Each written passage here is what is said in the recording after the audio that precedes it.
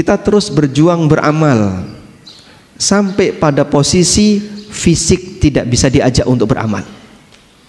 Ada satu kondisi di mana ini dengkul nggak bisa dipakai untuk rukuk. Ada satu kondisi di mana kita hanya bisa berbaring di atas kasur. Semangatnya tetap ada, namun jasadnya nggak bisa dipaksa untuk melakukannya. Dia nggak putus sebab niatnya terus berjalan. Assalamualaikum warahmatullahi wabarakatuh. Alhamdulillahi rabbil alamin. Wassalatu wassalamu ala ashrafil mursalin Nabiyyina wa maulana Muhammadin wa ala alihi wa sahbihi ajma'in. Wa ashhadu an la ilaha illallah wahdahu la syarika lah. Wa ashhadu anna Muhammadan abduhu wa rasuluh sallallahu alaihi wa ala alihi wa sahbihi wa man tabi'ahum bi ihsanin ila yaumiddin. Allahumma bika asbahna wa bika amsayna wa bika nahya wa bika namut wa ilaikan nusyur. Alhamdulillah, puji syukur kita haturkan kehadirat Allah Azza wa Jal. Dialah zat yang berikan kita kemudahan untuk bisa beribadah di pagi ini, dan kita lanjutkan dengan kajian bersama. Semoga Allah Subhanahu wa taala memberikan limpahan rahmat bagi kita semuanya, sehingga kita meninggalkan majelis ini dalam kondisi dosa-dosa kita diampuni oleh Allah Subhanahu wa taala. Allah ingatkan dalam Al-Qur'an di surat Al-Anfal yang menunjukkan bagaimana kasih sayang yang besar yang diberikan oleh Allah kepada para hambanya. Allah berfirman, "Wa huwal ladzi yatawaffakum bil-laili wa ya'lamu ma jarahtum bin-nahar. Thumma yab'atsukum fihi liyuqda ajalum musamma." Dialah zat yang mewafatkan kalian di malam hari. Wa ya'lamu ma jarahtum bin nahar, dan dia mengetahui apa yang akan kalian perbuat di siang hari. Thumma yab'atsukum fihi liyuqda ajalun musamma. Kemudian Allah bangunkan kalian di hari itu, liyuqda ajalum musamma, untuk diputuskan sampai batas waktu tertentu, untuk diwafatkan, dimatikan sampai batas waktu tertentu. Allah Subhanahu wa taala mengingatkan ini berkaitan dengan konteks orang musyrikin. Ketika orang kafir itu tidur, Allah tahu si kafir ini besok pagi ketika dibangunkan kembali Allah, ketika besok pagi dia dibangkitkan kembali oleh Allah dalam posisi dia bangun tidur, dia akan berbuat kekufuran. Allah tahu ketika Allah wafatkan orang ini, ketika Allah tidurkan orang ini di malam hari, orang ini ketika besok pagi bangun dia akan berbuat kesyirikan.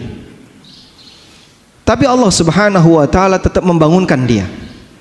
Allah berikan dia kesempatan untuk hidup. Allah kembalikan arwahnya dan dia bangun. Padahal dia akan berbuat kafir, dia akan berbuat kesyirikan. Liyuqda ajalun musamma, untuk dia habiskan masa hidupnya sampai batas waktu tertentu. Sebagaimana halnya orang kafir, kita juga mengalami kondisi yang sama. Di malam hari kita tidur, dan setiap hamba yang tidur hakikatnya nyawanya ditahan oleh Allah Subhanahu wa taala. Ditahan sesaat. Lalu ketika hamba ini bangun tidur, Allah kembalikan nyawa itu ke jasadnya sehingga dia bisa bangun. Maka Nabi SAW ketika bangun tidur, beliau membaca doa, Alhamdulillahilladzi ahyana ba'dama amatana. Segala puji bagi zat yang menghidupkan kami ba'dama amatana, setelah dia mematikan kami, mematikan di waktu tidur. Dan pada saat kita tidur, Allah tahu besok pagi kita akan maksiat, tapi Allah izinkan kita hidup, sehingga dialah zat yang maha kasih sayang kepada hambanya. Pada waktu Allah Subhanahu wa ta'ala menahan arwah kita di waktu kita tidur, Allah bangunkan kembali kita, padahal dia tahu kita ini akan berbuat durhaka kepadanya kita akan bermaksiat kepadanya. Sampai kapan? Sampai datangnya ajal. Terus demikian yang kita lakukan, sehingga hidup ini penuh dengan maksiat. Malam harinya kita tidur, siang harinya kita maksiat, seperti itu terus sampai akhirnya ajal menjemput kita. Karena itulah jamaah yang dimuliakan Allah Subhanahu wa taala, ini memberikan pelajaran bagi kita agar memperbanyak istighfar kepada Allah di setiap waktu yang kita lakukan, terutama ketika di detik-detik kematian kita, pada saat kita mendekati ajal. Hadirin yang dimuliakan Allah Subhanahu wa taala, tema kajian kita di kesempatan hari ini sebagaimana yang disampaikan oleh panitia, amalan terbaik di ujung usia. Kita semuanya mengharapkan agar kita bisa mendapatkan husnul khatimah. Meskipun perjalanan hidup kita dipenuhi dengan aneka maksiat, namun kita ingin menghadap Allah Subhanahu wa taala dalam kondisi bersih dan bisa mendapatkan husnul khatimah. Dan dalam Islam, hisab itu ada dua: hisab sebelum kematian dan hisab pasca kematian. Hisab sebelum kematian penentunya ada di bagian akhir. Jika bagian akhir itu baik, maka bagian depan dianggap baik. Sebagaimana disebutkan dalam hadis yang sahih riwayat Bukhari Muslim dari sahabat Sahal bin Sa'ad As-Sa'idi radhiyallahu anhu, Nabi sallallahu alaihi wasallam bersabda, "Wa innamal a'malu bil khawatim." Sesungguhnya amal itu baik buruknya ditentukan oleh ujungnya. Sehingga sebelum kematian, penentu nilai seorang hamba adalah ujungnya.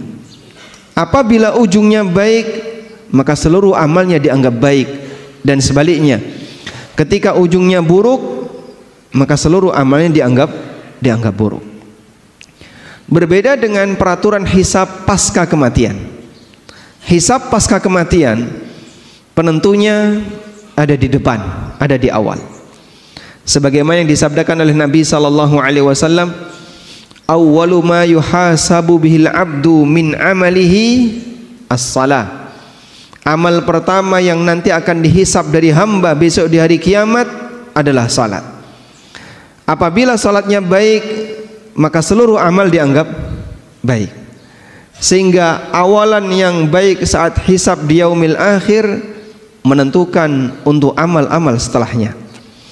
Sedangkan ketika hidup, ujung yang baik menentukan amal sebelumnya.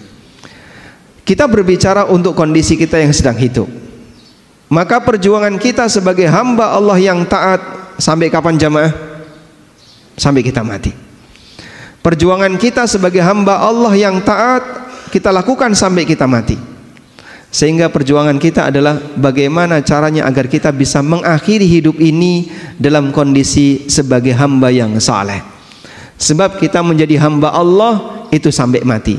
Sebagaimana yang Allah Subhanahu wa taala firmankan dalam Al-Qur'an, wa'bud rabbaka hatta ya'tiyakal yaqin. Sembahlah Rabbmu, jadilah hamba Allah yang baik, hatta ya'tiyakal yaqin, sampai datang kepadamu al-yaqin. Dan makna al-yaqin, para ahli tafsir mengatakan maknanya adalah al-maut, kematian.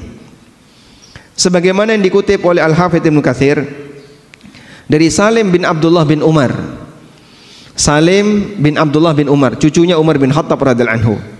Wa'bud rabbaka hatta ya'tiyakal yaqin.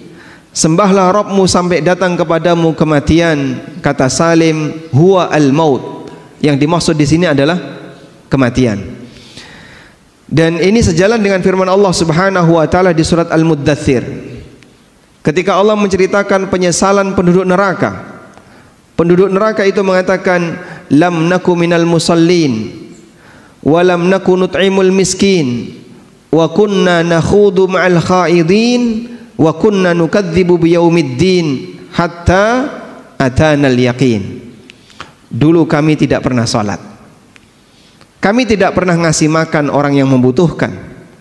Kami hidupnya hanya bersenda gurau dan kami mendustakan hari kiamat hatta ya'tiyanal yaqin, sampai datang kepada kami al yaqin, yaitu kematian. Sehingga jamaah belakang Allah, kita menjadi hamba Allah, beribadah kepada Allah, berbuat taat kepada Allah, ujungnya adalah kematian. Dan itulah perjuangan kita. Sehingga bagi seorang muslim, titik akhir dia dalam melakukan ketaatan adalah saat ajal menjemputnya. Karena itu Bapak Ibu yang dimuliakan Allah, berbicara tentang amal terbaik di akhir usia, kita tidak membahas masa silam. Mungkin di antara kita punya masa silam yang berwarna-warni. Ada yang masa silamnya kelam, ada yang masa silamnya bagus, beraneka ragam. Namun kalau kita bandingkan antara diri kita dengan para sahabat, bisa jadi masa silamnya para sahabat lebih gelap dibandingkan kita.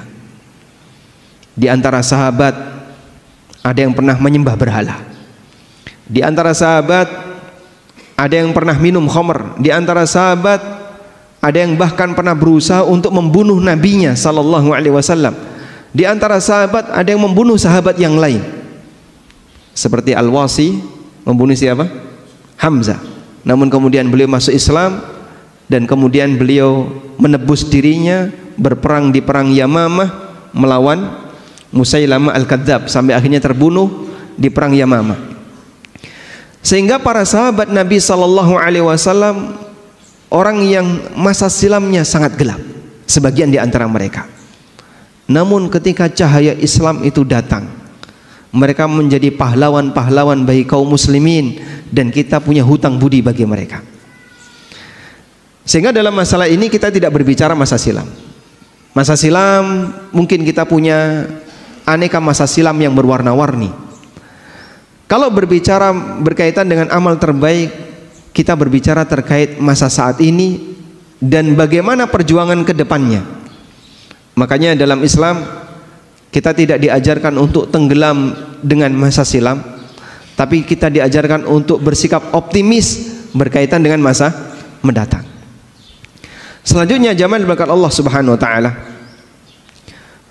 Lalu apa amal terbaik yang bisa kita perjuangkan di sisa usia kita? Terutama bagi mereka yang usianya sudah 60 ke atas atau mungkin 50 ke atas, dan dia sudah mulai membayangkan, nampaknya saya harus persiapan untuk menghadap Allah Subhanahu wa taala. Apa kira-kira amal yang harus kita lakukan? Jamaah di belakang Allah Subhanahu wa taala, berbicara masalah amal di sisa usia, sebenarnya kalau kita perhatikan, semua amal yang diajarkan oleh Nabi sallallahu alaihi wasallam adalah amal yang utama. Semua amalan yang diajarkan oleh syariat kita adalah amalan yang utama. Sebab amal itu diajarkan oleh Rasulullah sallallahu alaihi wasallam melalui wahyu. Dan Allah ketika mengajarkan kepada hambanya, maka Allah akan ajarkan yang terbaik. Hanya saja dari sekian banyak amal itu ada yang namanya prioritas amal. Nah, prioritas amal inilah yang menyesuaikan di saat mana kita harus beramal A, kapan kita harus beramal B, kapan kita harus beramal C. Bagian itu yang akan kita bahas. Sehingga kalau kita berbicara amal apa yang terbaik di usia tua, ya semua amal ibadah. Tapi kalau bicara prioritas apa yang harus kita dahulukan ketika kita sudah berada di usia senja, bagian itu yang akan kita bahas. Karena Nabi sallallahu alaihi wasallam di samping beliau mengajarkan amal secara umum, beliau juga mengajarkan prioritas dalam beramal. Sebab tahu prioritas itu bagian dari fikih seorang hamba. Suatu ketika Abdullah bin Abbas sedang menyampaikan kajian, dan waktu itu sedang terjadi ketegangan antara Ali bin Abi Thalib dengan orang Khawarij. Maka beliau berceramah di hadapan masyarakat dalam posisi negara dalam situasi genting. Ibnu Abbas ceramah habis asar sampai nabrak maghrib, dan beliau tidak berhenti. Lanjut beliau ngasih ceramah sampai mendekati waktu isya. Komentar para jamaah, Sholat, waktunya sholat. Tapi Ibnu Abbas tidak berhenti menyampaikan ceramah. Karena negara dalam situasi genting, masyarakat butuh pencerahan yang lebih, sehingga Ibnu Abbas ngasih ceramah panjang. Orang komentar, ayo waktunya sholat, kenapa aku nggak sholat? Kemudian orang itu ditanya oleh Ibnu Abbas, atu'allimuni sunnah, kau mau mengajariku sunnah? Siapa yang lebih berilmu, kamu ataukah aku, sehingga kau mau mengajariku sunnah? Dalam situasi ini Ibnu Abbas menggunakan fikih prioritas. Lebih penting memberikan pencerahan bagi masyarakat yang saat itu dalam situasi sedang genting, karena negara penuh dengan ketegangan. Ada Ali bin Abi Thalib yang waktu itu jadi khalifah. Di Syam ada Muawiyah yang sedang berkuasa di daerah Syam. Di Nahrawan ada Khawarij yang mau merongrong kekuasaan Ali bin Abi Thalib. Di beberapa tempat yang lain banyak terjadi ketegangan. Maka kaum muslimin harus ditenangkan semaksimal mungkin. Beliau ngasih ceramah yang panjang sampai nabrak waktu salat. Lebih prioritas bagian ini dibandingkan mendahulukan salat, karena situasinya menuntut untuk ngasih ceramah panjang. Itu contoh berkaitan dengan fikih prioritas. Hal yang sederhana, membaca Al-Quran itu amal yang mulia. Per huruf dapat nilai pahala berapa? 10. Tapi kalau terdengar azan, lebih prioritas mana? Menjawab azan atau lanjut baca Quran? Yang mana, Pak? Kenapa? Karena itu bertepatan dengan waktunya. Sehingga Anda kalau membaca Quran saat azan berkumandang, Anda kehilangan kesempatan menjawab azan. Waktunya sudah habis ketika azan sudah selesai. Maka hentikan sementara bacaan Quran dan Anda dengarkan azan, jawab itu azan. Ketika antara azan dan iqamah, waktunya apa ini? Memperbanyak berdoa. Mana yang lebih afdol antara azan dan iqamah? Tanya jawab ketika ada kajian, ataukah orang berdoa? Syekh bin Baz rahimahullah, ketika beliau sedang menunggu iqamah, beliau duduk bersama dengan jamaah. Ada orang yang mendekat dan mau bertanya. Lalu beliau sampaikan, ini waktunya kita berdoa, bukan tanya jawab. Ada waktunya yang lain untuk tanya jawab. Nah, dari sini para ulama menggunakan prioritas. Ini waktunya amal A, lebih afdol amal A yang dikerjakan. Ini waktunya amal B, lebih afdol amal B yang dikerjakan, dan demikian seterusnya. Karena itulah jamaah dimulakan Allah, paham prioritas bagian dari fikihnya seorang hamba. Salah satu di antara tanda fikihnya seseorang adalah dia tahu dan bisa menempatkan amal ini ada di tempat A, amal ini ada di tempat B, dan seterusnya. Sehingga ketika kita membahas tentang amalan di usia senja, itu berkaitan dengan prioritas apa yang harus kita dahulukan ketika kita sudah berada di usia senja. Tayyib, bukan berarti bahwasanya kita meninggalkan amal yang lain, tapi di sini berbicara tentang masalah, sekali lagi, adalah prioritas pemilihan amal yang terbaik pada saat kita berada di usia senja. Nah, jamaah diberikan Allah Subhanahu wa taala, ada beberapa amalan terbaik yang bisa kita prioritaskan ketika kita sudah berada di usia senja. Yang pertama, Anda bisa fokus pada amalan ringan yang bisa dijangkau namun dikerjakan secara rutin. Amalan ringan yang bisa dijangkau tapi dikerjakan secara rutin. Kenapa harus dikerjakan secara rutin? Karena pahala yang didapatkan oleh seorang hamba itu sesuai dengan rutinitasnya. Pahala yang didapatkan oleh seorang hamba menyesuaikan dengan rutinitasnya. Nabi SAW pernah bersabda, "Idza maridal abdu aw safara kutiba lahu ma kana muqiman sahiha." Apabila seorang hamba itu sakit atau dia safar, maka akan dicatat untuknya amalan pahala sebagaimana yang menjadi rutinitasnya ketika dia dalam kondisi sehat dan tidak sedang safar. Sehingga jamaah yang dimuliakan Allah, kalau ada orang yang punya kebiasaan puasa Senin Kemis, Tiap Senin dan Kamis dia puasa. Suatu ketika dia sakit, sehingga dia tidak berpuasa. Maka dia tidak berpuasa bukan karena malas, tapi dia tidak berpuasa karena uzur. Sehingga Allah Subhanahu wa taala tetap memberikan pahala baginya. Dia dapat puasa Senin walaupun dia tidak berpuasa, sebab dia punya kebiasaan itu. Bagi mereka yang tidak punya kebiasaan, maka saat dia sakit dia tidak berpuasa. Dia tidak dapat pahala karena dia ketika sehat juga tidak berpuasa. Orang semacam ini tidak mendapatkan catatan pahala sebagaimana mereka yang punya kebiasaan. Hal yang sama juga terjadi pada mereka yang sedang safar.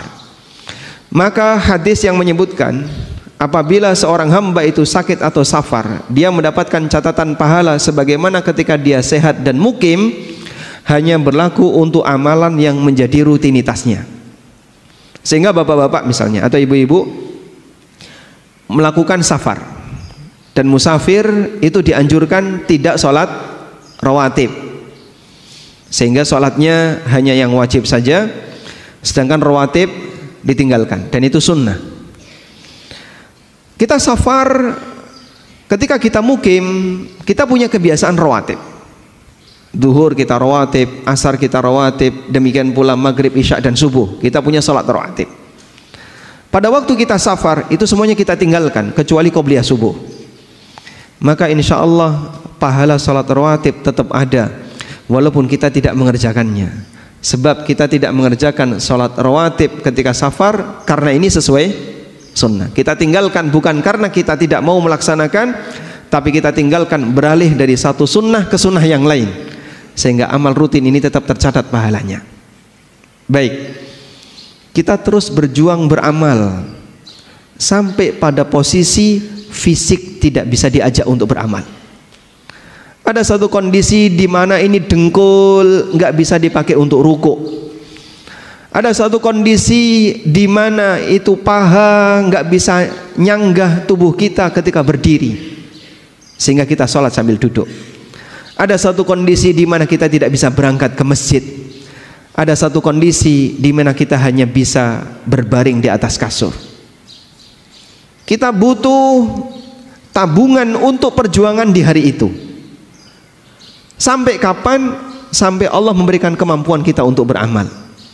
Allah Subhanahu wa taala berfirman, "Illal ladzina amanu wa 'amilus salihati falahum ajrun ghairu mamnun." Kecuali orang yang beriman dan orang soleh, mereka akan mendapatkan pahala yang ghairu mamnun, yang terus mengalir.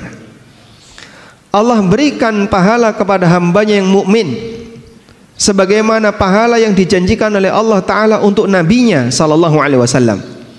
Nabi Muhammad sallallahu alaihi wasallam dikatakan dalam Al-Quran, wa innalaka la ajran ghairu mamnun, dan kau Muhammad punya pahala yang terus mengalir, nggak pernah putus. Dan orang yang beriman diberi oleh Allah yang sama, illal ladzina amanu wa 'amilus salihat falahum ajrun ghairu mamnun. Orang yang mukmin dan beramal saleh, dia dapat pahala yang tidak pernah putus. Bagaimana penjelasannya? Coba simak keterangan Ad-Dhahhak. Ad-Dhahhak rahimahullah, seorang ulama tabi'in, pernah mengatakan, beliau meriwayatkan dari Ibnu Abbas, idza kana al-'abdu fi shababihi kathiras salah kathiras siyam was sadaqah thumma dha'ufa amma kana ya'malu fi shababihi ajrallahu azza wa jalla lahu ma kana ya'malu fi shababihi. Ketika seorang hamba itu masih muda, dia rajin salat, rajin puasa, rajin sedekah, sampai akhirnya tubuhnya jadi lemah, sehingga dia tidak bisa salat sebagaimana kebiasaan dia di waktu muda.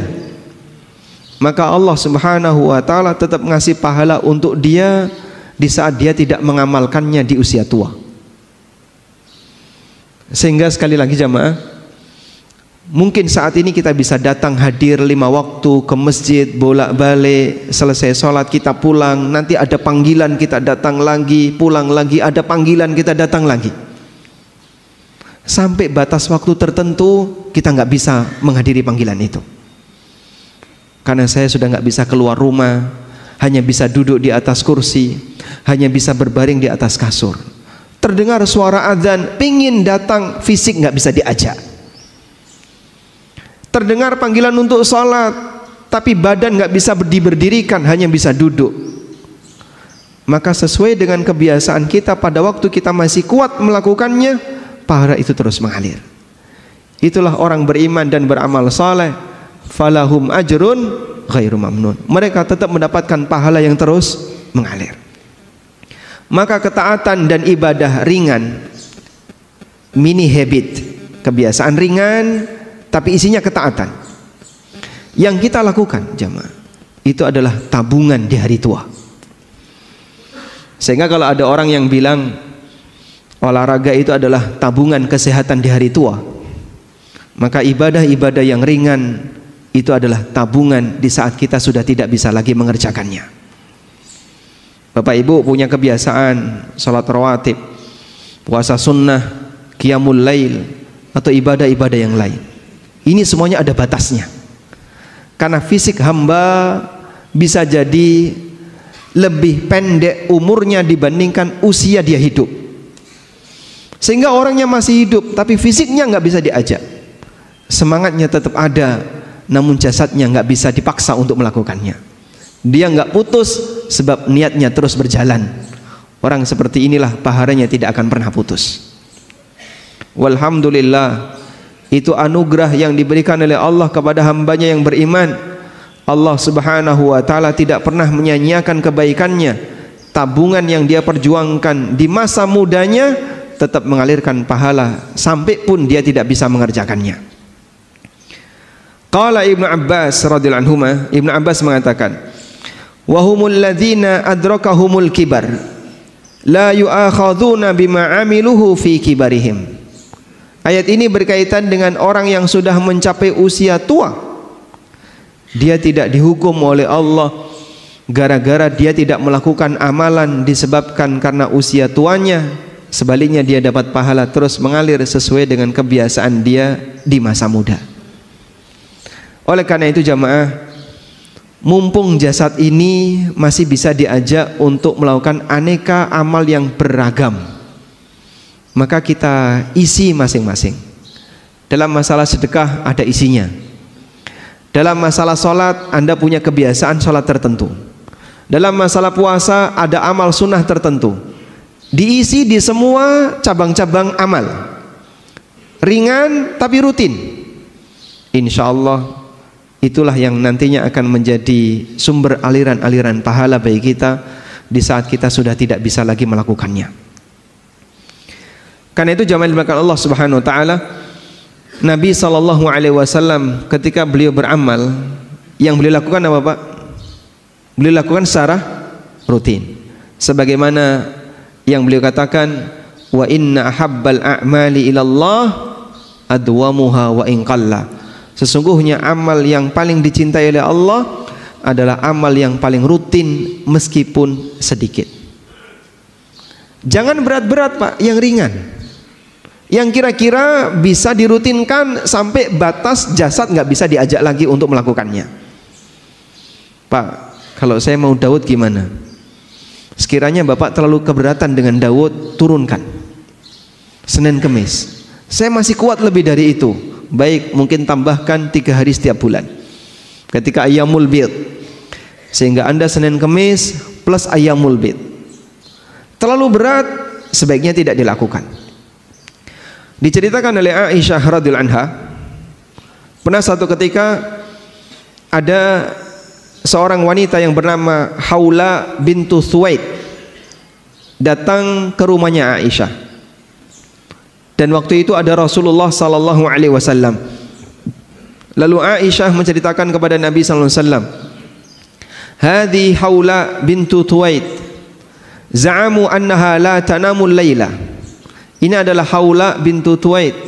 Banyak orang mengatakan wanita ini enggak pernah tidur di malam hari, isinya tahajud. Faqala Rasulullah sallallahu alaihi wasallam, kemudian Nabi sallallahu alaihi wasallam keheranan, lalu beliau mengatakan, "La tanamul lail?" Enggak pernah tidur di waktu malam? Kemudian beliau kasih arahan, khudhu minal a'mali ma tutiqun fa innallaha la yamallu hatta tamallu.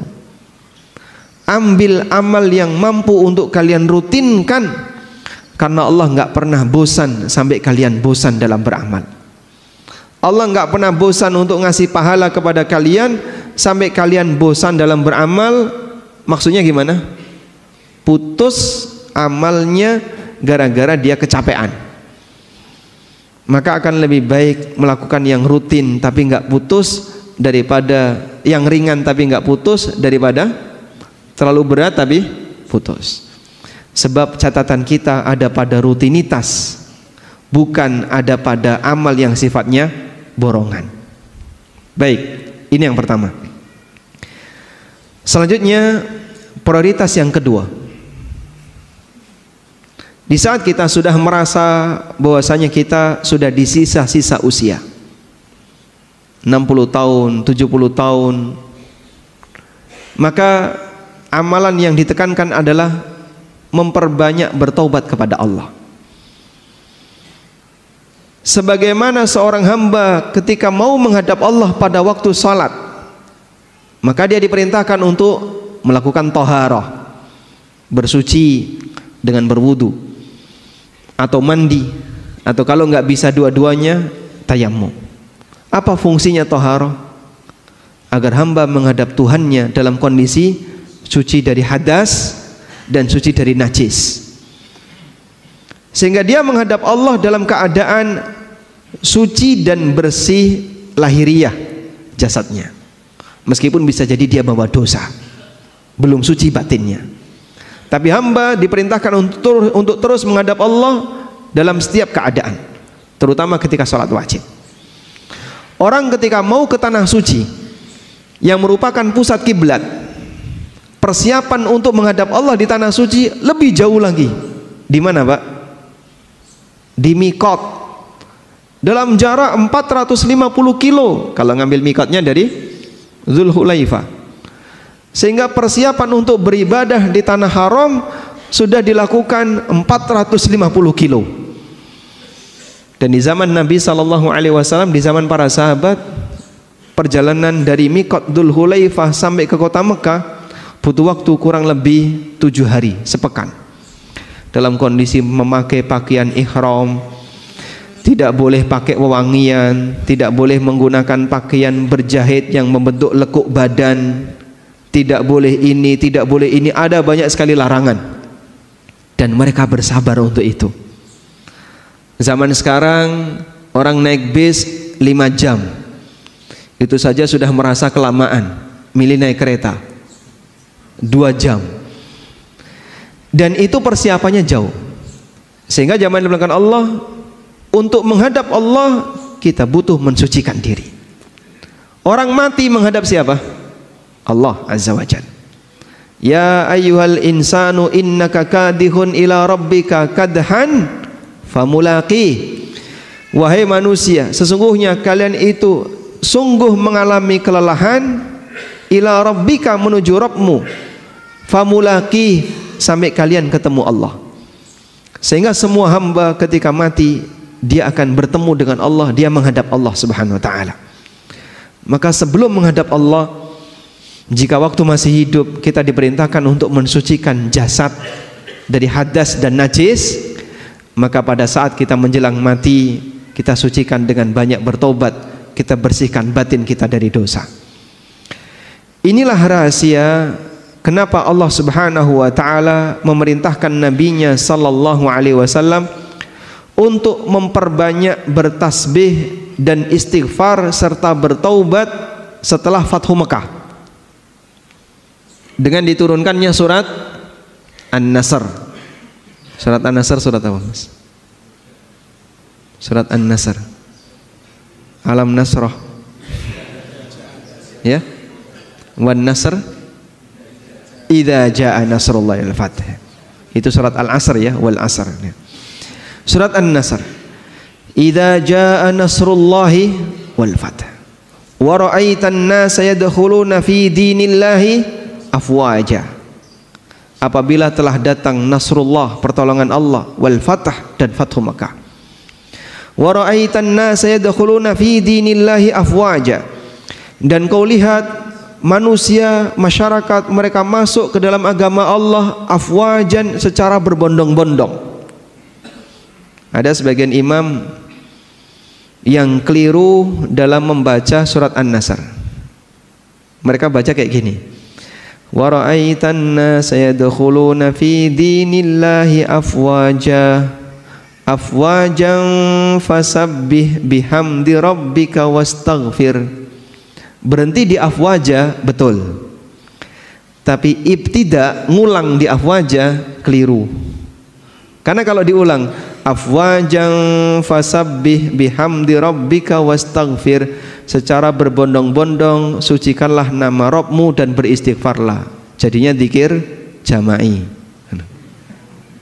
Ya, bertasbihlah dan beristighfarlah secara berbondong-bondong, kan jadinya zikir jama'i. Padahal afwajan itu kata keterangan untuk masuk Islam. Wa ra'aitan nasa yadkhuluna fi dinillahi afwaja. Afwaja keterangan untuk orang yang masuk Islam, bukan fasabbihnya. Keterangan fasabbih enggak ada hubungannya dengan afwaja. Wa ra'aitan nasa yadkhuluna fi dinillahi afwaja. Dan kau lihat masyarakat, mereka masuk ke dalam agama Allah secara berbondong-bondong. Dan itu terjadi pada tahun 9 Hijriah, di mana Nabi SAW kedatangan banyak tamu, sehingga Madinah banjir tamu. Dari mana Pak? Dari berbagai suku di sekitar Jazirah Arab. Satu suku datang, ya Rasulullah, saya kepala suku A, saya dan seluruh anggota suku saya masuk Islam. Datang suku B, suku C, dan seterusnya, sehingga mereka masuk Islam per suku, diwakili oleh utusan-utusannya. Itulah yang disebut dengan mereka masuk Islam afwajan, secara berbondong-bondong. Kemudian Allah Subhanahu wa taala perintahkan kepada nabinya, fasabbih bihamdi rabbika wastaghfir. Maka sucikanlah nama Rabbmu dan beristighfarlah. Dan itu diwujudkan oleh Nabi sallallahu alaihi wasallam dengan beliau membaca ketika rukuk dan sujud, subhanakallahumma rabbana wa bihamdika Allahumma ighfirli. Subhanakallahumma rabbana, maha suci engkau ya Allah, wahai Rabb kami, wa bihamdika, dengan segala pujimu, Allahumma ighfirli, ampunilah aku. Beliau banyak beristighfar dalam rukuk dan sujud beliau. Kata Aisyah radhiyallahu anha, kana an-nabiy sallallahu alaihi wasallam yukthiru hadzal du'a yata'awwalul Qur'an. Nabi sallallahu alaihi wasallam membaca doa ini banyak-banyak ketika di akhir hayatnya, karena mengamalkan perintah dari Al-Qur'an, yaitu di surat An-Nasr bagian akhir. Ada apa dengan surat An-Nasr bagian akhir? Ibnu Abbas radhiyallahu anhuma pernah ditanya oleh Umar bin Khattab radhiyallahu anhu, ya Ibnu Abbas, akadzalika ma taqul, bagaimana tafsir kamu untuk surat An-Nasr? Jawab Ibnu Abbas, qultu huwa ajalu Rasulillahi sallallahu alaihi wasallam a'lamu bihi. Surat An-Nasr adalah dekatnya ajal Nabi sallallahu alaihi wasallam. Yang itu yang aku tahu. Bagian itu yang aku tahu.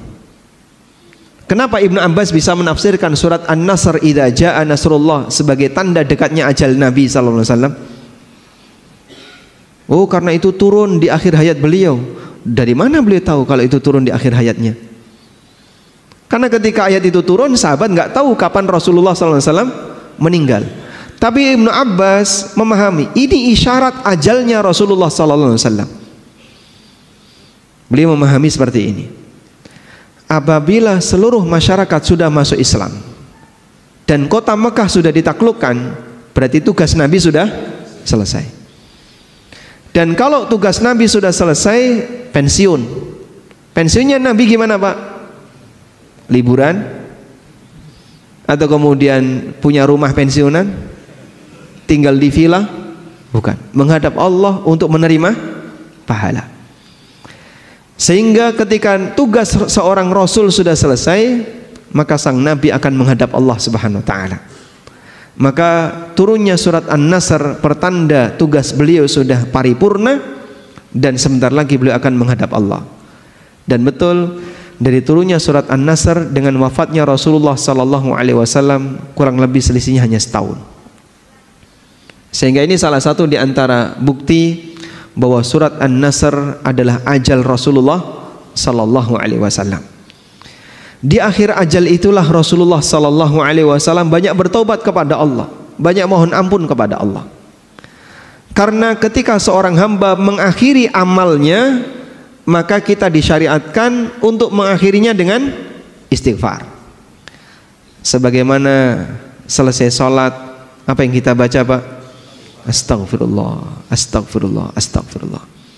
Sebagaimana selesai puasa, kita disyariatkan untuk bertakbir. Allah Subhanahu wa taala berfirman berkaitan dengan masalah puasa Ramadan. Gimana ayatnya? Walitukabbiru walitukmilul iddata walitukabbirullaha ala ma hadakum. Dan agar engkau sempurnakan bilangan puasa Ramadan, walitukabbirullah, dan kalian puji Allah dengan mengagungkannya. Maka selesai puasa kita takbiran. Demikian pula ketika selesai haji. Fa idza afadhan nasu fastaghfirullah, apabila manusia sudah bertolak maka perbanyaklah istighfar kepada Allah. Sehingga selesai beramal kita itu disyariatkan untuk mengagungkan Allah dan banyak beristighfar kepada Allah. Itu teori beramal secara umum. Maka selesai beramal A kita istighfar, selesai beramal B kita istighfar, selesai beramal C kita istighfar. Dan kita selesai jadi orang muslim istighfar. Sebab amal kita ketika hidup adalah amal jadi apa? Seorang muslim. Kita menjadi seorang muslim sepanjang kita hidup. Maka kita akhiri amal menjadi seorang muslim ini dengan istighfar. Sebagaimana Nabi SAW mengakhiri amal beliau jadi seorang Nabi, diperintahkan oleh Allah untuk istighfar. Sehingga perbanyak istighfar di bagian akhir usia kita. Astaghfirullah wa atubu ilaih, astaghfirullah wa atubu ilaih. Bapak Ibu bisa kenang dosa-dosa kita di masa silam. Dulu saya pernah seperti ini, astagfirullah wa atubu ilaih. Dulu saya pernah seperti ini, dulu pernah seperti ini. Coba dikenang dosa-dosa yang pernah kita lakukan, sambil dihadirkan perasaan mohon ampun kepada Allah terhadap dosa-dosa dan kesalahan itu. Karena kita ingin kita menghadap Allah dalam kondisi suci. Sebagaimana pada waktu kita salat kita menghadap Allah, membersihkan lahir batin dengan cara berwudu, dengan cara bersuci. Maka kita menghadap Allah sebelum mati dengan kita banyak beristighfar kepadanya. Selanjutnya, prioritas yang ketiga, bagi mereka yang sudah dalam posisi usia tua dan merasa ajalnya sudah dekat, maka perbanyak untuk membangun husnudzon kepada Allah. Husnudzon kepada Allah maknanya adalah kita punya harapan besar di sisi Allah dan merasa yakin Allah tidak akan menyia-nyiakan amalku. Maka sang hamba akan punya semangat, saya punya harapan di sana. Dan saya husnudzon Allah tidak akan menyia-nyiakan kebaikan yang aku lakukan. Sehingga hamba ini memperbesar roja. Memperbesar rasa apa? Roja. Suasana batin itu dikendalikan oleh dua hal. Bainal khaufi war roja. Antara khauf dan roja. Dan para ulama mengatakan mana yang lebih diprioritaskan antara khauf dan roja. Mereka memberikan rincian. Apabila seorang hamba dalam kondisi sehat, dalam kondisi masih seger, masih bisa banyak beraktivitas, maka kedepankan khauf. Kenapa? Agar dia bisa lebih berhati-hati dan mewaspadai sehingga dia tidak berbuat maksiat. Kedepankan rasa khauf.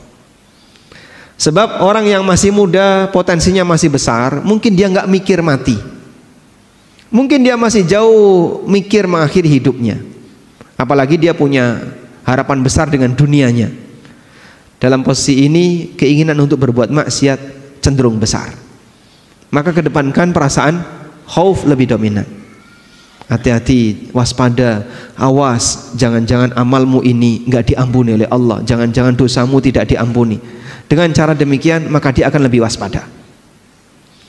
Sebaliknya, ketika mendekati ajalnya, maka seorang hamba lebih memprioritaskan roja, memperbesar harapan di sisi Allah.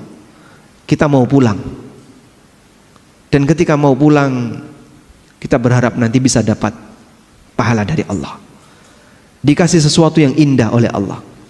Sebagaimana seorang anak ketika mau pulang dia ingin ketemu orang tuanya, dia berharap di sana ada aneka hidangan yang sudah disiapkan oleh orang tua. Itulah raja. Sebagaimana dikatakan oleh Jabir bin Abdullah radhiyallahu anhu, beliau menyampaikan, sami'tu Rasulullah sallallahu alaihi wasallam qabla mautihi bi thalathati ayyam. Aku mendengar pesan Nabi sallallahu alaihi wasallam 3 hari sebelum beliau wafat. Apa kalimat yang dipesankan Nabi sallallahu alaihi wasallam? La yamutanna ahadukum illa wa huwa yuhsinu dhanna billah azza wa jalla. Jangan sampai kalian mati kecuali dalam kondisi kalian husnudzon kepada Allah. Dan husnudzon kepada Allah itu diiringi dengan amal. Karena orang punya husnudzon, punya harapan jika dia punya tabungan. Dia merasa ada sesuatu yang akan dia dapatkan. Maka jamaah dimulakan Allah, bagi orang yang sudah mendekati ajal, kedepankan perasaan banyak husnudzon. Kita mau pulang, sebentar lagi akan menghadap Allah. Semoga amalku diberi pahala oleh Allah Subhanahu wa taala. Dan apabila terkumpul dalam diri seorang hamba 2 hal ini, maka Rasulullah sallallahu alaihi wasallam memberikan jaminan bahwa orang ini akan dimasukkan oleh Allah ke dalam surga dan dijauhkan dari neraka. Disebutkan dalam hadis yang sahih bahwa Rasulullah sallallahu alaihi wasallam pernah menjenguk orang yang sedang sakit. Lalu beliau bertanya, "Kaifa tajiduka?" Gimana perasaanmu saat ini? Qala, si sakit ini kemudian mengatakan, "Wallahi ya Rasulullah. Ya Rasulullah, demi Allah, inni arjullah wa inni akhafu dzunubi." Ya Rasulullah, aku memperbesar harapan di sisi Allah. Aku berharap agar Allah mengampuniku. Meskipun di saat yang sama aku takut terhadap dosa-dosaku. Kemudian Rasulullah sallallahu alaihi wasallam mengatakan, "La yajtami'ani fi qalbi 'abdin fi mithli hadzal mautin illa a'tahu Allahu ma yarju wa amanuhu mimma yakhaf." Tidaklah berkumpul pada hati seorang hamba 2 perasaan ini ketika menjelang wafatnya, kecuali dia akan diberi oleh Allah sesuai dengan apa yang dia harapkan, dan dia akan dijauhkan oleh Allah dari apa yang dia takutkan. Sehingga roja dan khauf tetap ada pada waktu seorang hamba itu sedang sakit atau menjelang kematiannya, agar kita mendapatkan perlindungan dari apa yang kita takuti dan mendapatkan apa yang kita harapkan. Namun roja lebih dominan. Posisi roja lebih dominan sebagai bentuk husnudzon kepada Allah Subhanahu wa taala. Selanjutnya jamaah bukan Allah, prioritas yang keempat. Pada waktu kita sudah merasa di penghujung usia, fokus untuk memperbaiki diri dan tidak banyak bersengketa dengan orang lain. Mulai cooling down.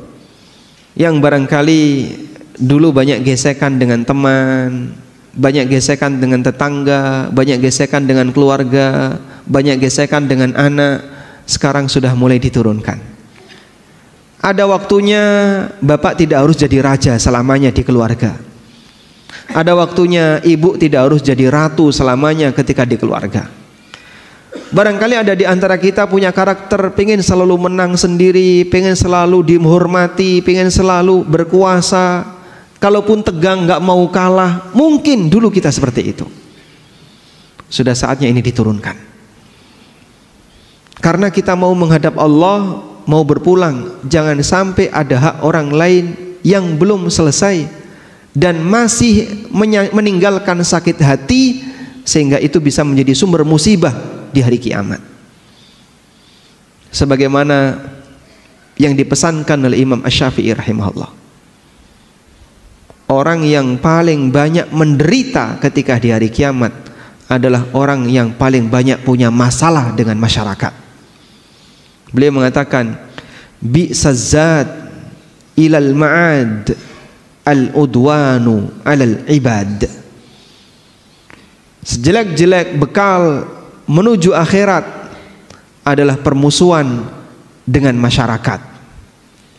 Semakin banyak musuh dan dia pertahankan kondisi itu, buat apa?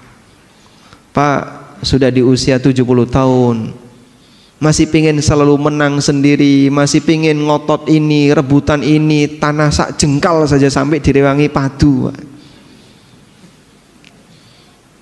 Buat apa, Pak? Bapak sudah nggak bisa menikmati harta sebanyak itu, sehingga kadang memperjuangkan patok tanah sampai berantem dengan tetangga sampai ini, itu semuanya mau ditinggalin.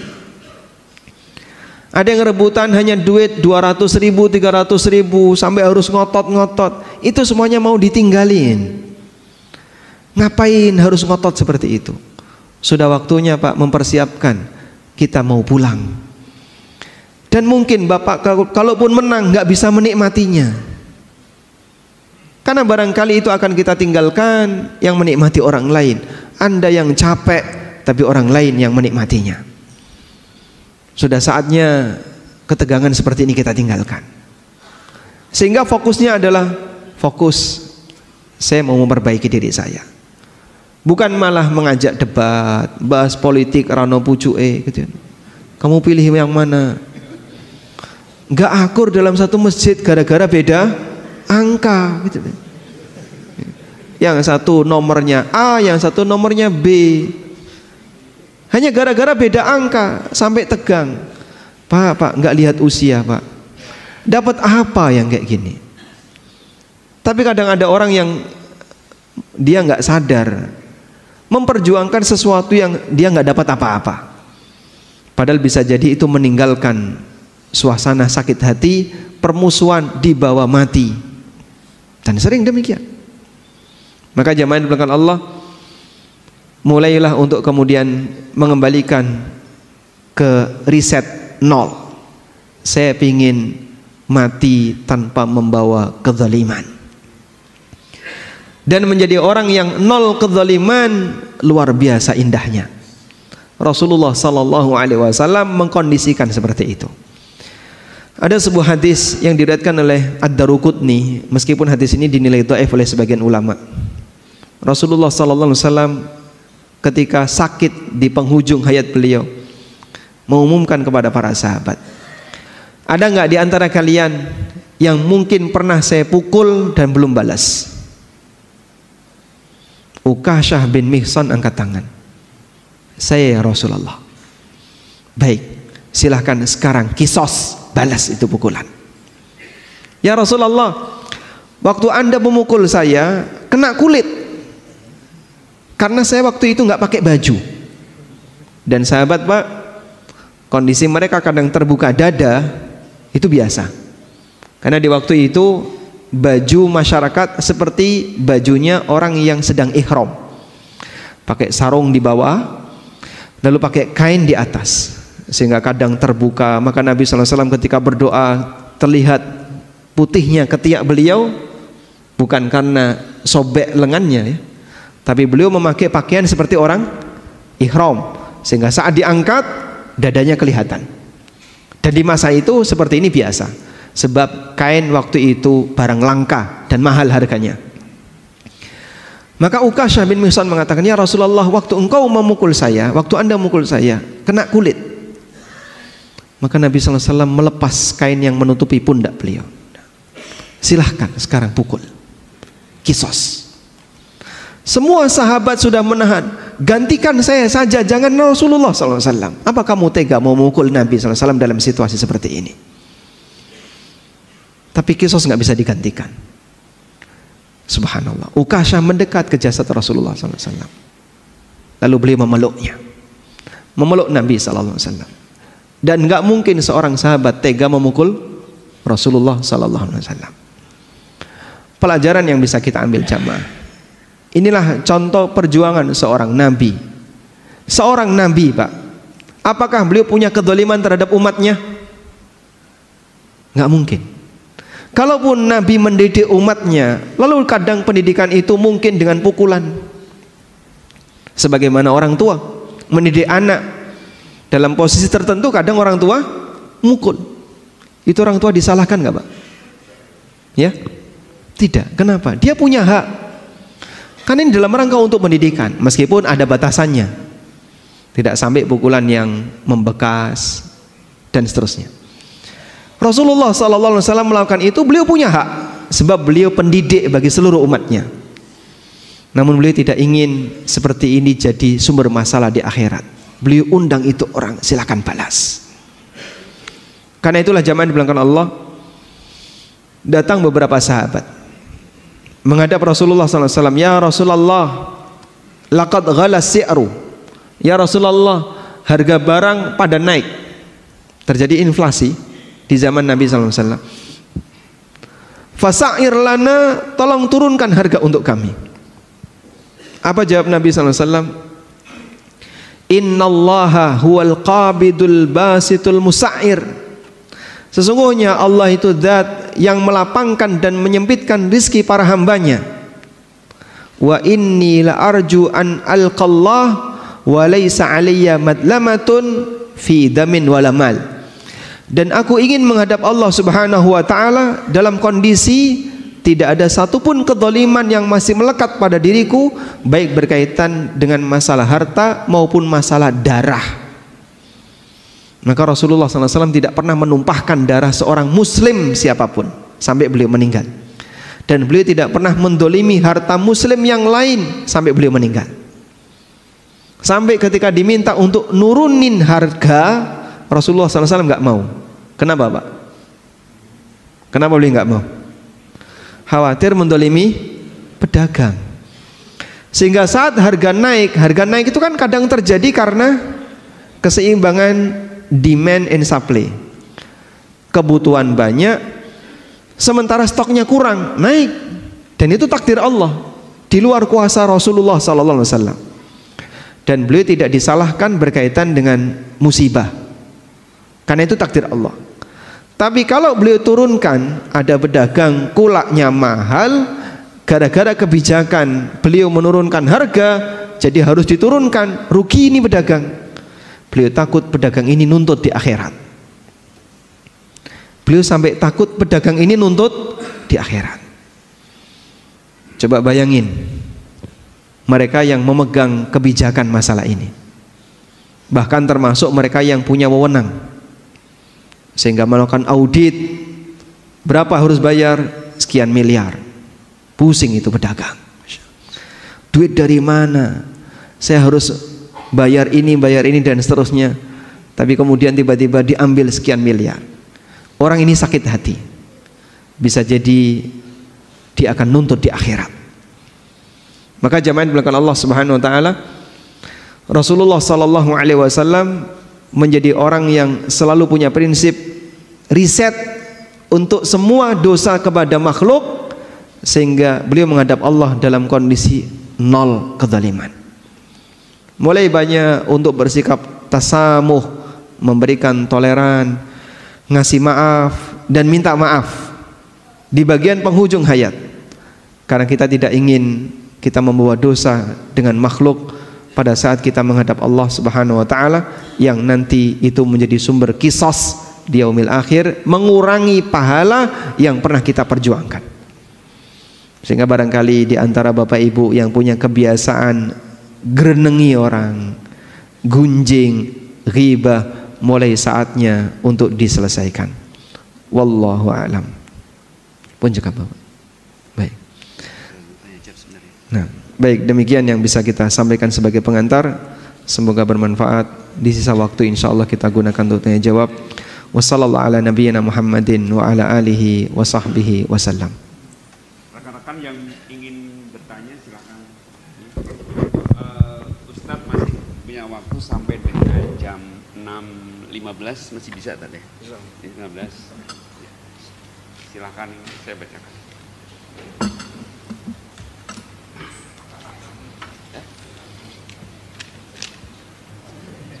Iya benar.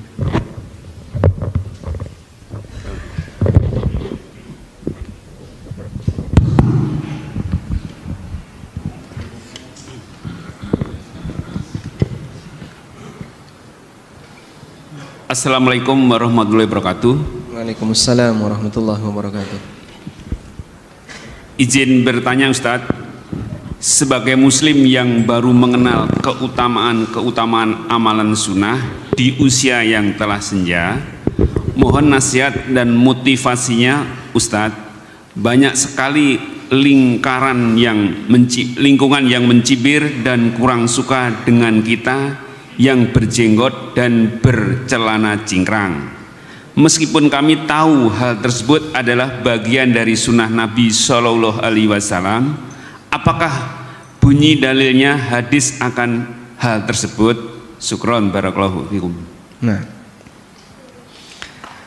ada seorang ulama yang beliau punya jenggot yang cukup lebat ya.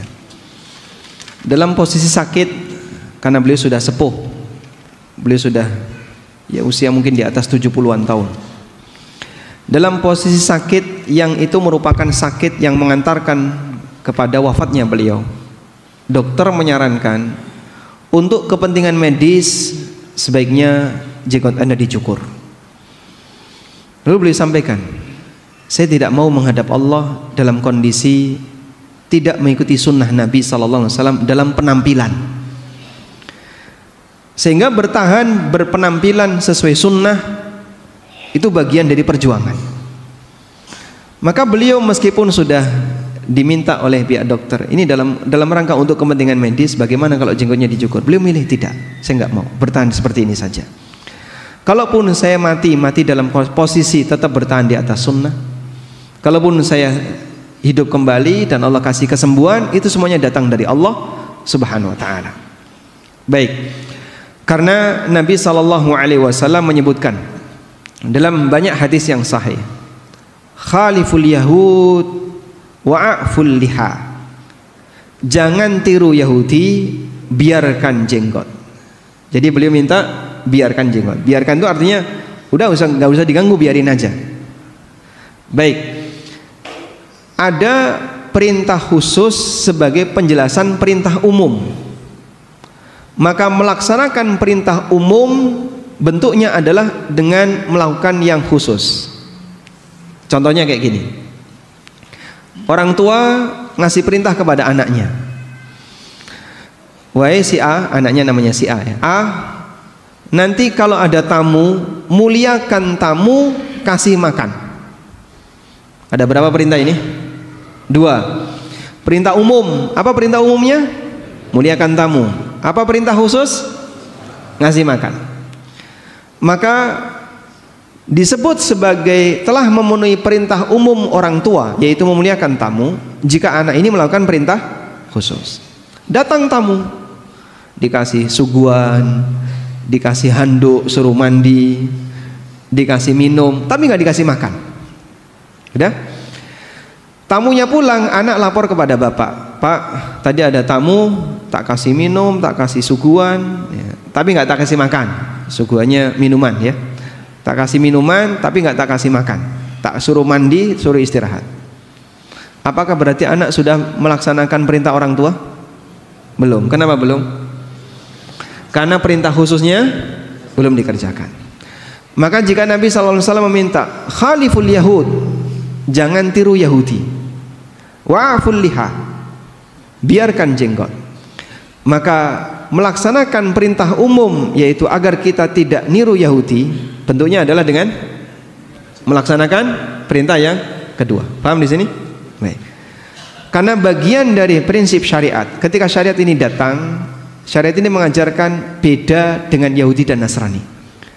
Sebab dua umat ini datang lebih awal dan mereka punya penyimpangan, maka Nabi SAW datang meluruskan aneka penyimpangan itu agar tidak terjadi pada umatnya. Aneka penyimpangan-penyimpangan itu disebutkan dalam Al-Quran dan hadis-hadis beliau. Sebagian diantaranya adalah masalah penampilan. Oleh karena itu Anda bisa bersabar ya. Barangkali tetangga atau teman karena mereka belum tahu ilmunya ngasih komentar demikian, ini barangkali adalah ujian, dan insya Allah itu lebih ringan dibandingkan ujian yang dialami di masa silam oleh para nabi, sehingga Anda bersabar, semoga nanti mereka juga dapat hidayah.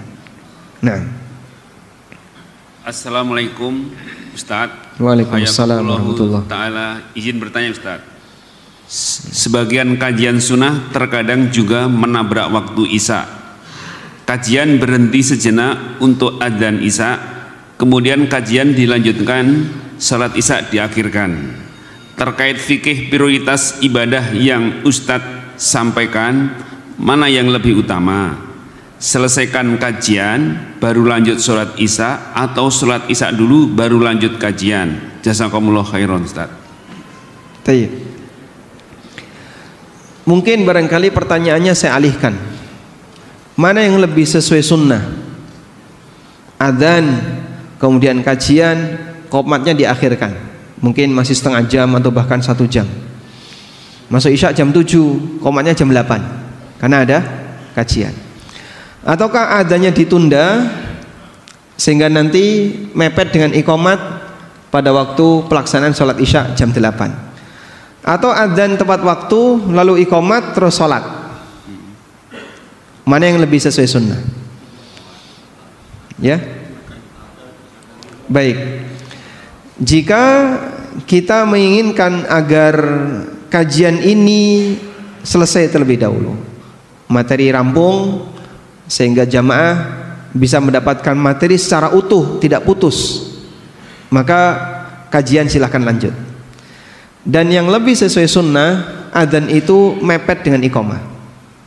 Sebab dulu Nabi SAW pada waktu beliau di Tabuk, Tabuk itu di mana?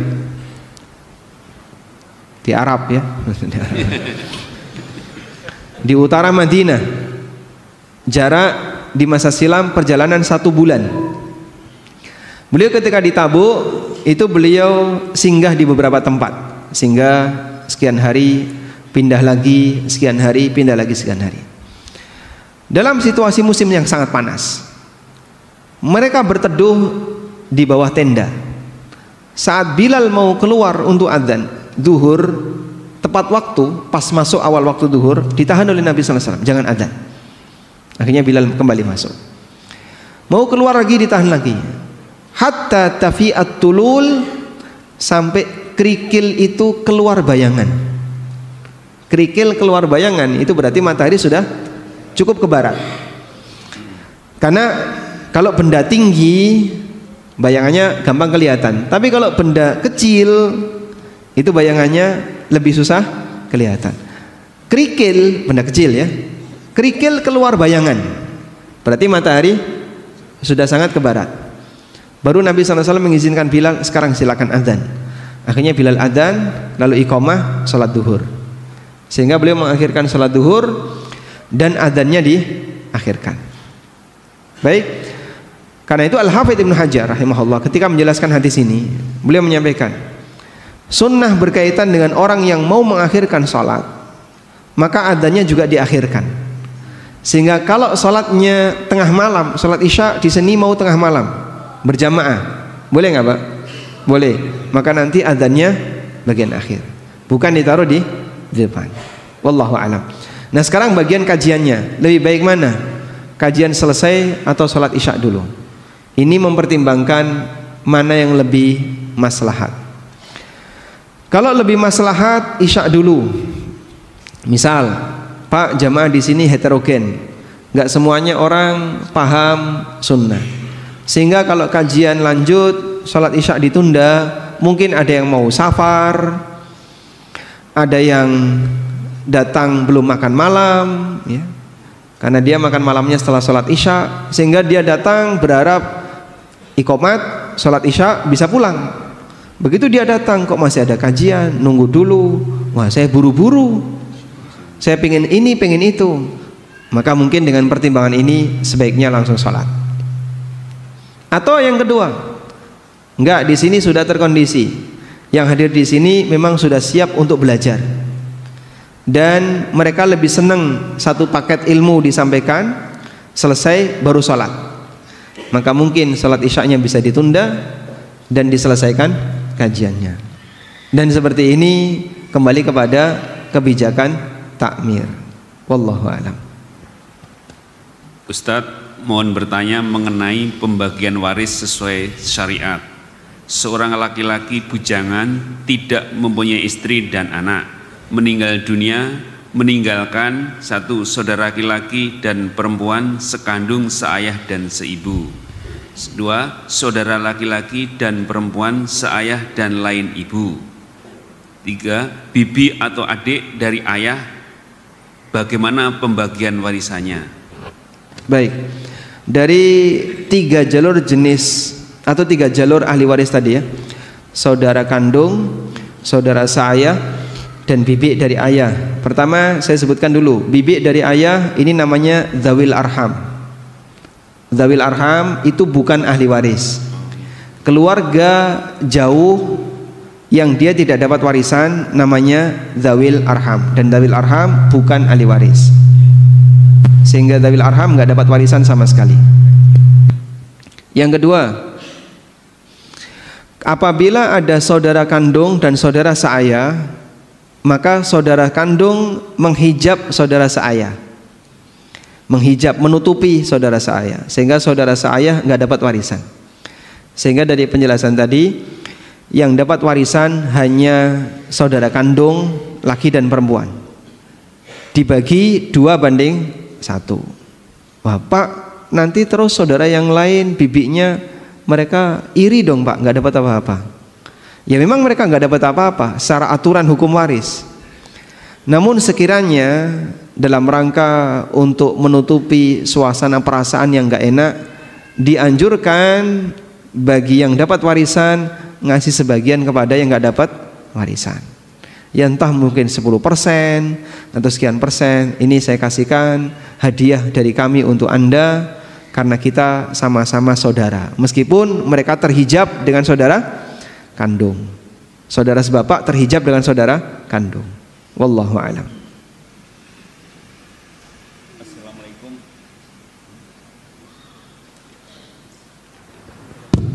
Assalamualaikum Ustaz. Waalaikumsalam warahmatullahi. Fikih prioritas. Di satu masjid ada kebiasaan membacakan hadis sahih ba'da sholat subuh, yakni dengan meminta jamaah menghentikan zikir sejenak. Pertanyaan, apakah ada kebiasaan dari sahabat tabi'in, tabi'ut tabi'in melakukan ibadah seperti ini? Hadis yang dibaca berasal dari buku kumpulan hadis sahih atau bukan dari kitab syarah? Artinya hadis polos tanpa penjelasan. Syukron Ustaz. Masya Allah. Hadis polos ya. Istilah baru. Hadis tanpa penjelasan, hanya hadis saja. Baik. Apakah ada kebiasaan selesai sholat kemudian dibacakan hadis di masa Nabi SAW dan para sahabat? Beliau SAW selesai sholat subuh itu sering sekali beliau menyampaikan tausiah. Seperti hadis Irbad bin Sariyah. Irbad bin Sariyah pernah menyampaikan, Rasulullah SAW memberikan nasihat kepada kami, mau'idhatan darifat minhal uyun, sampai membuat air mata itu berderai, banyak orang menangis. Wa wajilat minhal qulub, hati tersentuh semuanya. Kemudian sahabat mengatakan, ya Rasulullah, ka'annaha mau'idhatum waddi'. Ya Rasulullah, apakah ini pesan orang yang mau pulang selamanya, mau pergi selamanya? Apakah ini pesan orang yang mau meninggal? Fa'ausina, kalau demikian berikan wasiat kepada kami.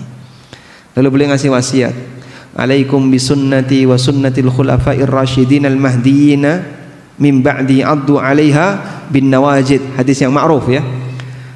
Pegangilah sunnahku dan sunnah khulafa'ur rasyidin, gigit dengan gigi geraham kalian. Hadis yang ma'ruf, dan itu disampaikan setelah subuh.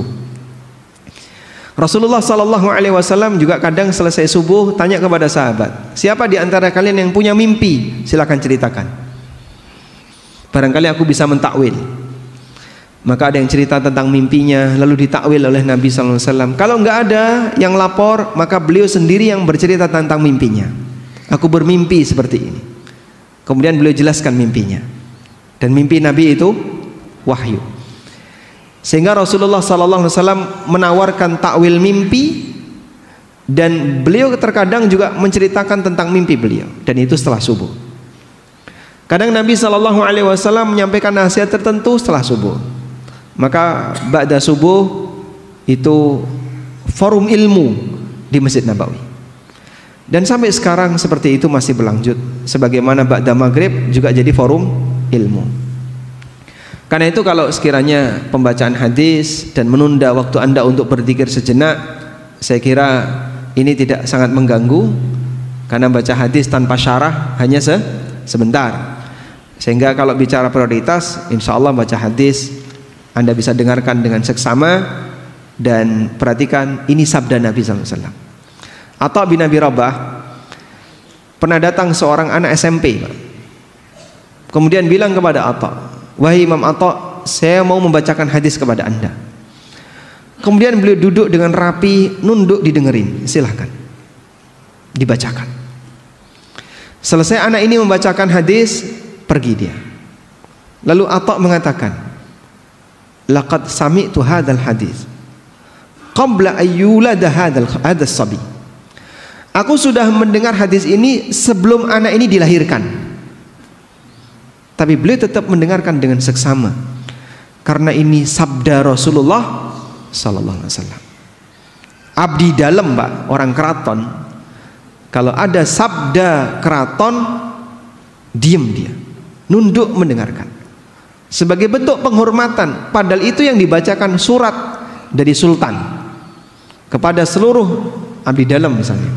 Itu mereka nunduk memperhatikan, nggak berani bicara, nggak berani ngobrol, nggak berani dolanan HP. Kita mendengarkan ayat Al-Quran, kadang main HP, padahal itu firman Allah. Kita mendengarkan sabda Nabi sallallahu alaihi wasallam, kadang gak digatekno, padahal itu sabda Rasulullah sallallahu alaihi wasallam. Sebagaimana kita menghormati orang tua ketika ngasih nasihat, ya. Orang tua lagi bicara, kita gimana, Pak? Ya, mendengarkan dengan seksama sebagai bentuk penghormatan kepada beliau. Maka sebagai bentuk penghormatan kepada Nabi sallallahu alaihi wasallam, ketika sabda beliau dibacakan, Anda hentikan aktivitas, dengerin, Pak. Walaupun bisa jadi hadis itu Anda sudah hafal, dalam rangka menghormati yang bersabda Rasulullah sallallahu alaihi wasallam. Nah,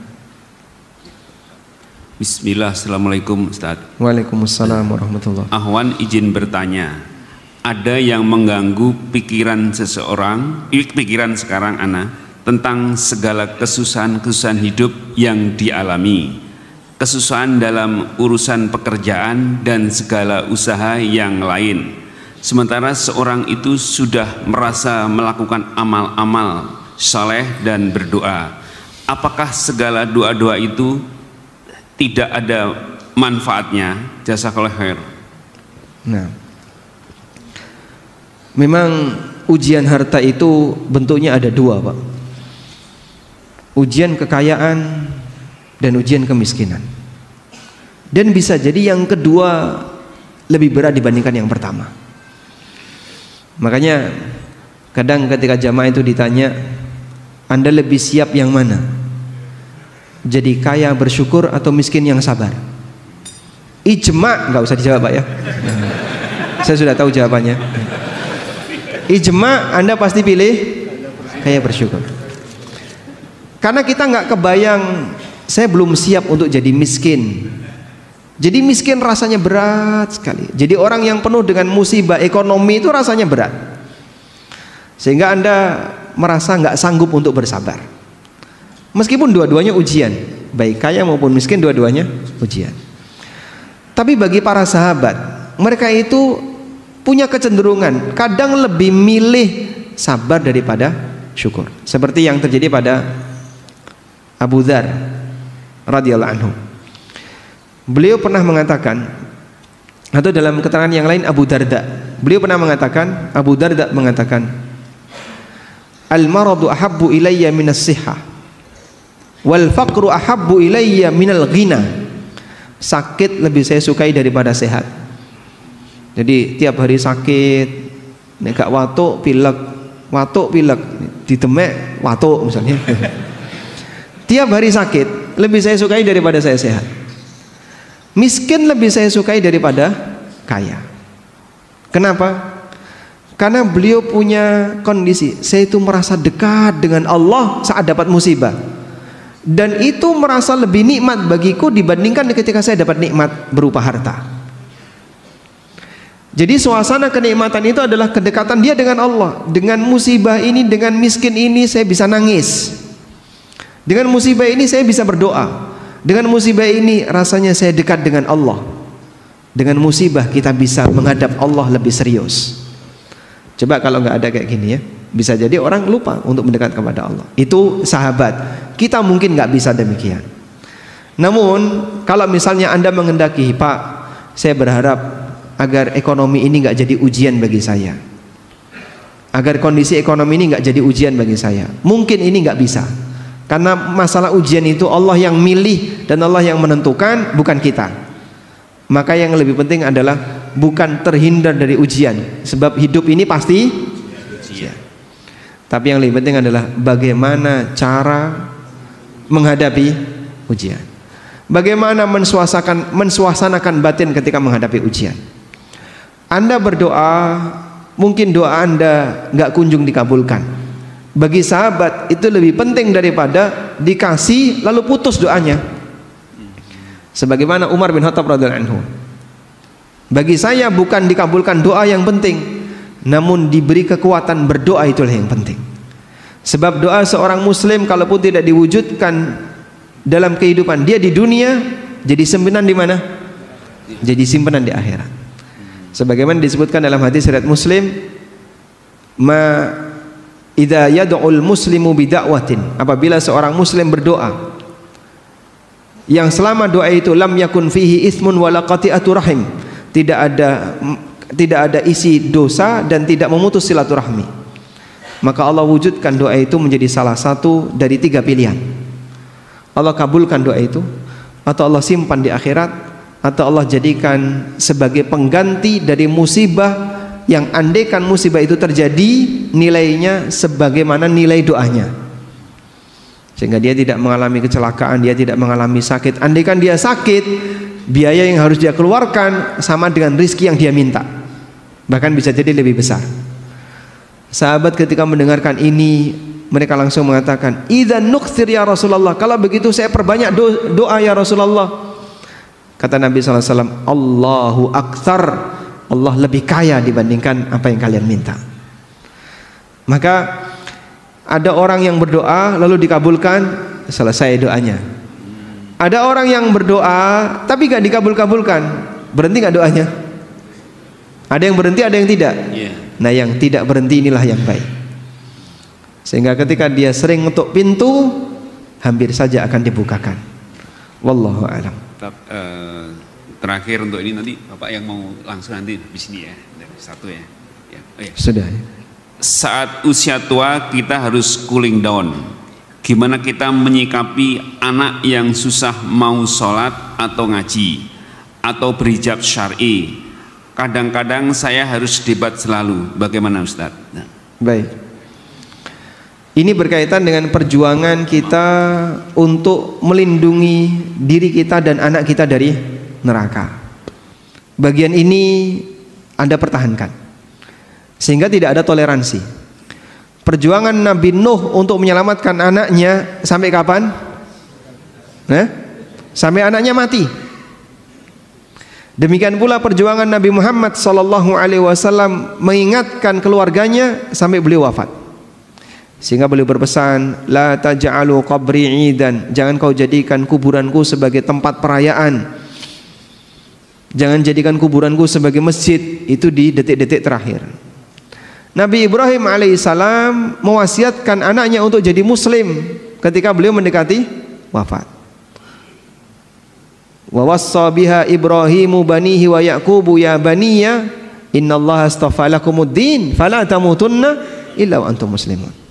Dan ini diwasiatkan oleh Ibrahim kepada anak-anaknya, demikian pula kepada Yakub. Allah juga berfirman, am kuntum syuhada'a idh hadara Yaqubal mautu idh qala li banihi ma ta'buduna min ba'di. Apakah kamu hadir ketika kematian mendatangi Yakub, lalu dia mengatakan kepada anak-anaknya, siapa yang kau sembah setelah aku meninggal? Qalu na'budu ilahaka wa ilaha abaika Ibrahim wa Ismail wa Ishaq. Mereka mengatakan kami akan menyembah Tuhanmu dan Tuhan bapak-bapakmu, yaitu Ibrahim, Ismail dan Ishak, ilahan wahidah. Baik, dari sinilah kita bisa memahami bahwa tugas orang tua mendidik anak sampai kapan, Pak? Sampai dipisahkan dengan kematian. Dan dalam hal mendidik anak terkadang memang butuh debat. Kalau memang anaknya itu ngeyel, dan orang tua punya hak di situ. Tapi ini bukan perdebatan yang tercela sebagaimana yang tadi kita singgung. Yang kita singgung itu perdebatan masalah yang mungkin dia nggak punya kepentingan. Usia 70 tahun, pokoknya saya harus jadi ketua takmir. Kalau enggak gimana? Enggak mau. Ya. Pokoknya harus yang paling depan, ketua yayasan, ketua ini. Apa yang mau diperjuangkan? Regenerasi, Pak? Jangan. Ya. Pokoknya yang tua jangan digeser. Tunggu sampai mereka mati semua. Ada kayak gitu, Pak? Mungkin ada sebagian orang. Dia memperjuangkan apa? Yo, saya pengen punya posisi, pengen dimuliakan, pengen punya status sosial. Di tempat kerja dia sudah dilengsarkan, kan pensiun ya. Di kantor sudah nggak punya posisi, nggak jadi ketua RT di lingkungannya. Satu-satunya sasaran tinggal masjid. Maka kalau di kantor sudah nggak dapat jabatan, di perumahan nggak dapat ketua dan nggak punya jabatan, masjid yang diincar. Perjuangkan jadi ketua takmir. Masya Allah. Pak, sudah waktunya istirahat. Barangkali mikir-mikir bagian itu sudah Bapak tinggalkan. Fokus untuk ibadah yang sifatnya pribadi. Bapak akan lebih ringan, nggak punya beban berkaitan dengan perasaan kalau kita nggak jadi pimpinan. Serahkan kepada yang masih muda, selanjutnya fokus untuk ibadah yang sifatnya pribadi. Tapi kalau urusan pendidikan, pertahankan. Jangan sampai kendor dalam masalah ini, karena kita punya tanggung jawab untuk mengasuh anak, untuk mendidik anak sampai dipisahkan dengan kematian. Wallahu alam. Demikian, semoga bermanfaat. Wassallallahu ala nabiyyina Muhammadin wa ala alihi wa sahbihi wa sallam, wa akhiru da'wana alhamdulillahi rabbil alamin. Subhanakallahumma wa bihamdika asyhadu an la ilaha illa anta astaghfiruka wa atubu ilaik. Wassalamu alaikum warahmatullahi wabarakatuh.